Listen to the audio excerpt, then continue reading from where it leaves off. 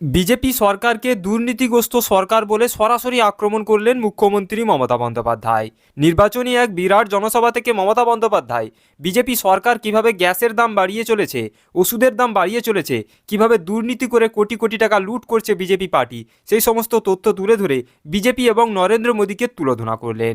এবং শেষে মাধ্যমিক পরীক্ষার যে রেজাল্ট বার হয়েছে সেই সমস্ত ছাত্রছাত্রীদেরও বিরাট বড় বার্তা দিলেন। প্রিয় দর্শক, মুখ্যমন্ত্রী মমতা বন্দ্যোপাধ্যায় বিজেপি সরকারকে কিভাবে তুলোধনা করলেন এবং শেষে মাধ্যমিক যারা পরীক্ষা দিয়েছিল, যাদের রেজাল্ট বার হয়েছে, তাদেরকে কি বার্তা দিলেন, এই ভিডিওটি ধৈর্য ধরে শেষ পর্যন্ত দেখতে থাকুন।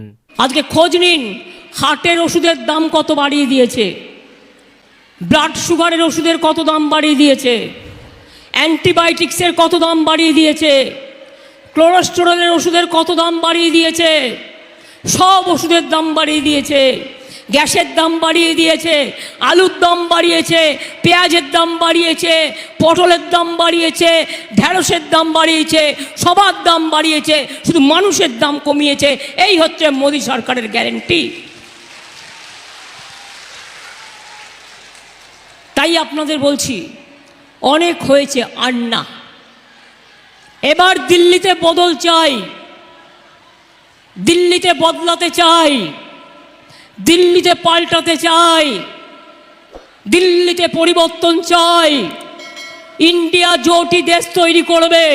আমরা বাংলা থেকে যত বেশি সিট নিয়ে যাব তত বাংলার জোর থাকবে, এটা মাথায় রেখে দেবেন। তাই একটি ভোটও কংগ্রেসকে নয়, একটি ভোটও সিপিএমকে নয়, একটি ভোটও বিজেপিকে নয়, তৃণমূলকে ভোট দিন যদি সত্যি সত্যি সকালের আলো দেখতে চান, সব মানুষকে ভালো রাখতে চান, সব মানুষের মধ্যে ঐক্য চান, সবার সম্মান চান, শান্তিতে থাকতে চান, বিনা পয়সায় চাল পান, বিনা পয়সায় খাবার খান, বিনা পয়সায় পড়াশুনো করুন। কন্যাশ্রী আছে, শিক্ষাশ্রী আছে, ওবিসি আছে, মেধাশ্রী আছে, যজ্ঞশ্রী আছে, কত প্রকল্প, সবুজ সাথী থেকে শুরু করে একেবারে স্মার্টফোন।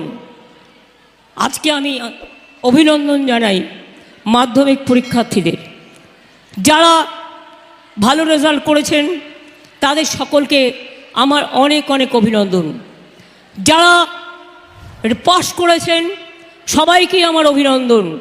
হয়তো কিছু ছাত্রছাত্রী পাস করতে পারেননি, সেটা সব পরীক্ষাতেই হয়, তার জন্য দুঃখ পাবেন না, হতাশ হবেন না। আবার পরীক্ষা দেবেন, আবার পাস করে যাবেন।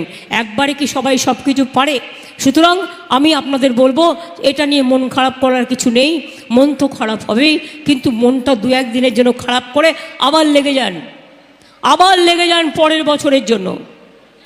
মাধ্যমিক পরীক্ষার পরেই উচ্চ মাধ্যমিক পরীক্ষারও রেজাল্ট বেরোবে, মাদ্রাসা, হাই মাদ্রাসা, আল হালিম, তাদেরও বেরোবে। আমার আগাম অভিনন্দন থাকলো সবার জন্যে।